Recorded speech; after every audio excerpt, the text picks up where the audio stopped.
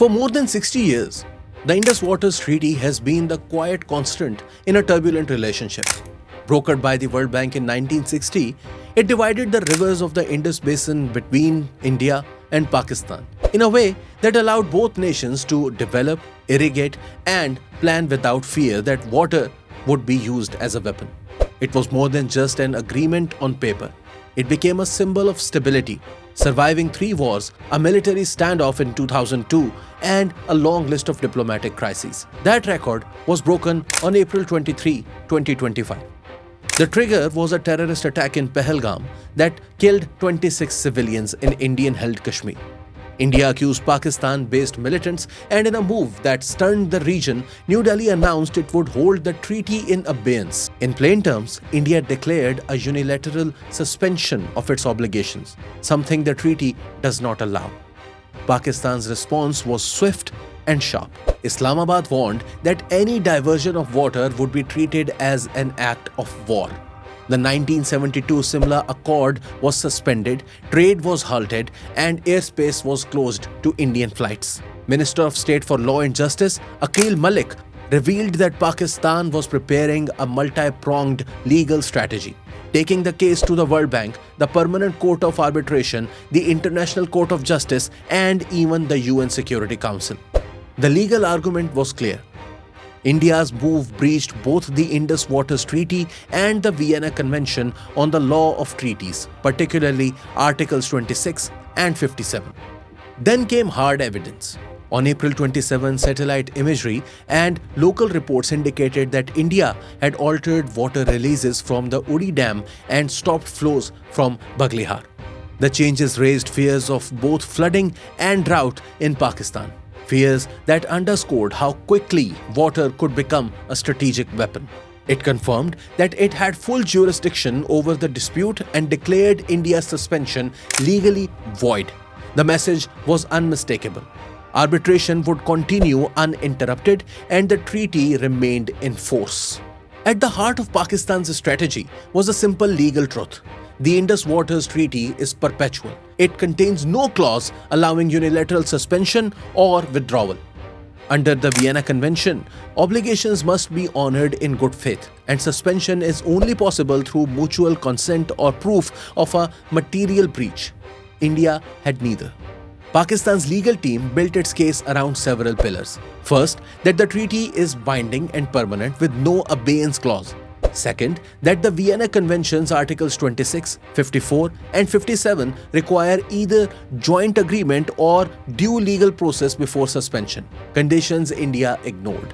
Third, that India's claim of a fundamental change of circumstances under Article 62 lacked both textual and legal support. And finally, that Article 60's threshold for a material breach had not been met.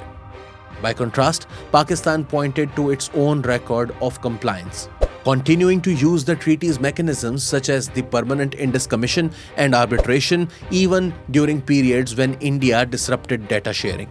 This adherence to the legal process stood in stark contrast to India's political shortcut. The global implications were impossible to ignore. There are more than 286 international river treaties in force today. If a country can suspend one at will, citing political grievances, it opens the door for similar violations worldwide. For nations dependent on shared rivers from the Nile to the Mekong, the precedent could be disastrous. That's why Pakistan called on global institutions to step in. The World Bank, as guarantor of the treaty, was urged to enforce its terms. The UN was warned that allowing unilateral suspension would erode faith in international agreements. The ICJ was asked to affirm the binding nature of such treaties under customary international law. Historically, the Indus Waters Treaty has been insulated from political storms. Even during the wars of 1965 and 1971, the rivers kept flowing under agreed terms.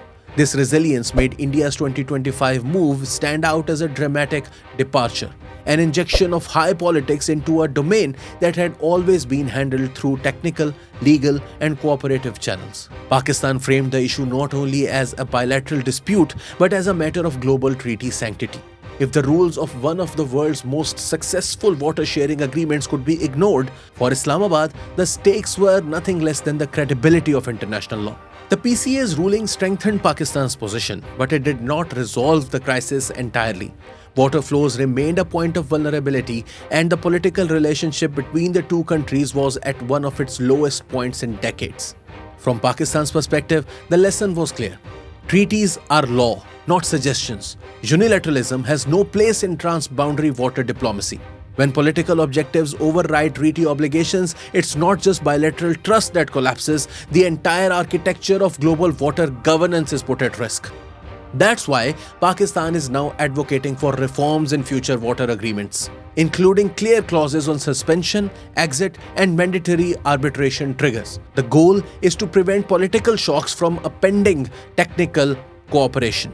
In the court of public opinion, the narrative is simple. Pakistan complied with the law. India bypassed it. The PCA confirmed that obligations persist and suspension is null. And if one nation's illegal act can threaten hundreds of other treaties, then the world cannot afford to stand by. This is more than a fight over water. It is a fight over whether international agreements mean anything when tested. The Indus Waters Treaty has been called the most successful water treaty in history.